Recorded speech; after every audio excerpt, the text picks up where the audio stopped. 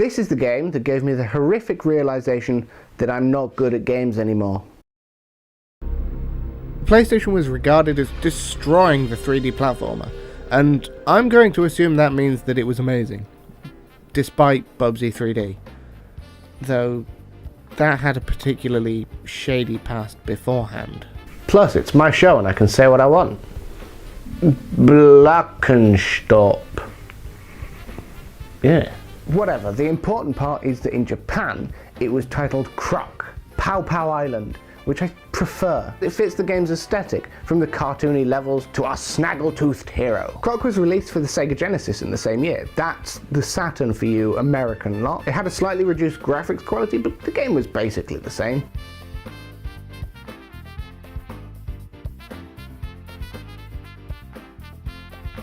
It was originally put forward to Nintendo as an exclusive N64 title by Argonaut Software, the guys that made Star Fox, Star Wing for you European lot. I thought I'd go the other way around this time. Planned to be a 3D Yoshi title? Yes, the Super Mario, Super Green, Super Dinosaur Yoshi spin-off title from Super Mario. Did that make any sense? But it was rejected by Nintendo for unknown reasons. This ended the relationship between the developers and the international supergiant publishers.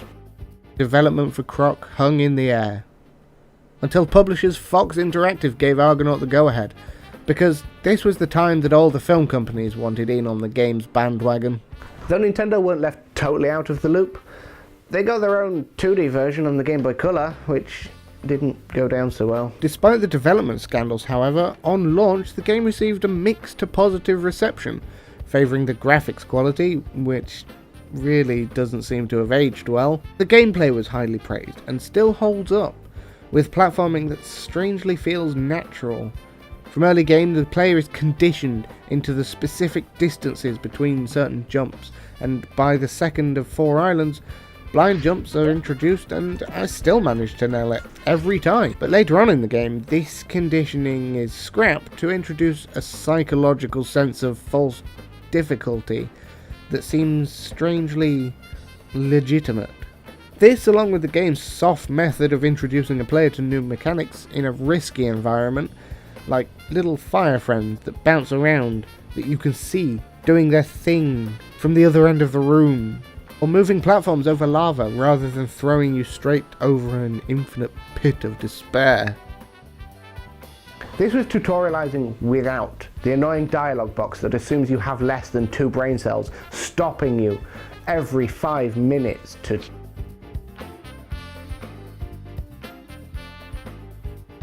Though this way of teaching new game mechanics caused some reviewers to say that the game was repetitive, but I never really got that feeling. There seemed to be enough variety between the levels to just reduce that effect. An opposing note though, the awkward camera control which got stuck on the environment in the most opportune times. The camera always tries to move behind Croc. If you turn, it slowly pans around after you.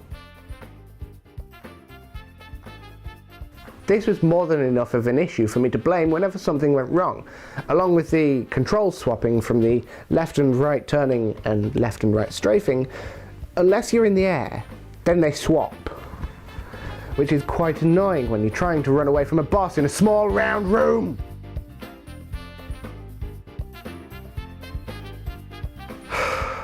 The sound was nice though.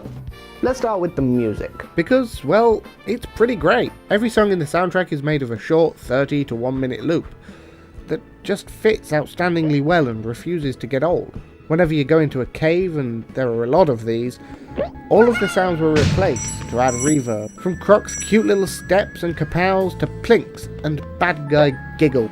And just before any of the 8 bosses, there's a sort of mini level that allows the player to collect a few extra lives. All of the other collectibles have been taken out, but it's nice to have. And the most important part about these levels is...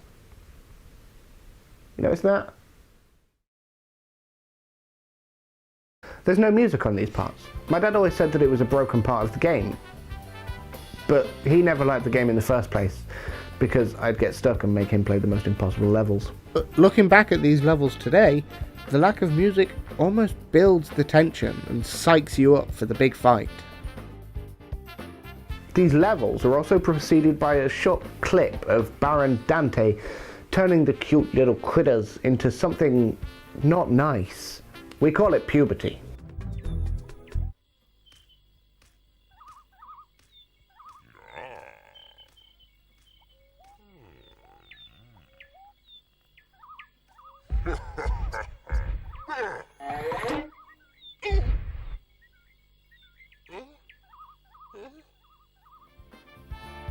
Wait, why does the island have a boxing ring way before Baron Dante turns the little lady into the big bad guy? I mean, it's in the intro scene.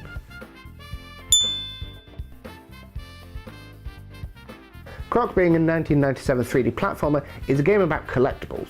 From collecting the Gobbos, as the cute little snaggle-toothed hero that you are, crystals that act like health, you get hurt and you lose all your rings, crystals, then you scramble to pick 2 of them up, and on each level there are 5 coloured crystals that unlock a secret challenge at the end of the level, where you can save 1 more Gobbo, or Gobo, I don't really care.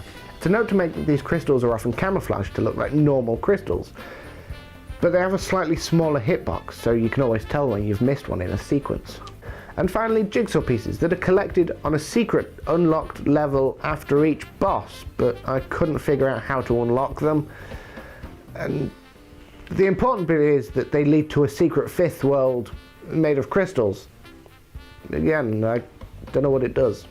The other 4 worlds of the game, the main ones, are generic Forest Island, mandatory Ice Island, stupidly hard Desert World, and generic boss-themed Baron Dante's Castle Island. At the start of the Forest Island, all the levels are ridiculously short, with 4 or 5 tiny boards, but by Dante's Castle, the levels slowly increase in length, until one level's taking 10 to 15 minutes in a good run. I only noticed these massive changes because I had to go back to the first island to record some of these hidden mini-games that range from chasing a box for an hour to that one with the 3 cups with... I wasn't watching... I don't know, go for the middle one. That worked. I mean, it always works. All in all, the game turned out pretty well. I mean, it stuck in the top seller spot for 2 months and was Argonaut's best seller until their collapse in 2004. Croc even spawned. Spawned? That's a strange way to put it had a sequel. Which ditched the subtitle and was just referred to as Croc II, which made a few changes to Croc's original formula. The controls no longer follow Croc's orientation and instead follows the direction pressed in relation to the camera, so on-the-spot turning and the eternally useful quick turn button have been removed. Croc's health was no longer based on how many of the redesigned crystals you've collected, but you now have 3 hits that can be regained through some obscure and more risky than worth challenge. And finally, despite Croc's cute little kasplats and shazams, all the talking is dubbed over by this awkward... No. This changed the fluid gameplay from teach as you go to you are too close to this character. You must stop and talk to them in an unskippable dialogue box with an annoying womp womp womp womp dubbed over it. There was cute and Charlie Brown in this. This just made me cringe. This is one of the games that defined my childhood. It was awkward, the music changed the dynamics of the game, and it was one of those games I could never complete on my own, although there were 3 further games that followed. I decided against playing them for the sake of my childhood, and probably for my dad's sanity too. Croc Mobile Jungle Rumble, Croc Mobile Volcano Panic, and in classic 90s game spin-off style, the mandatory Croc Mobile Pinball. Perhaps if it was released today, it might not have been so on the fence, either being totally awesome or horrifically terrible, and never being found under another pile of games that were so completely tragic. Taking this into account, I don't think I'll be playing this one again anytime soon. I have too many childhood memories of actually being good at games to ruin.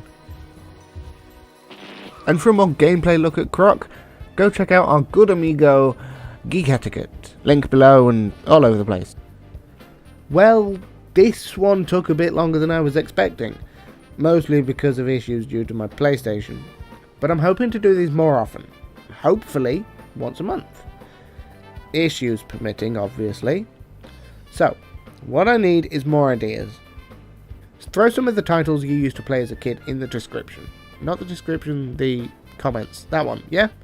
The ones that defined your gamerage, so I can dismantle it and destroy every fibre of your soul. But that's a small note. See you next time.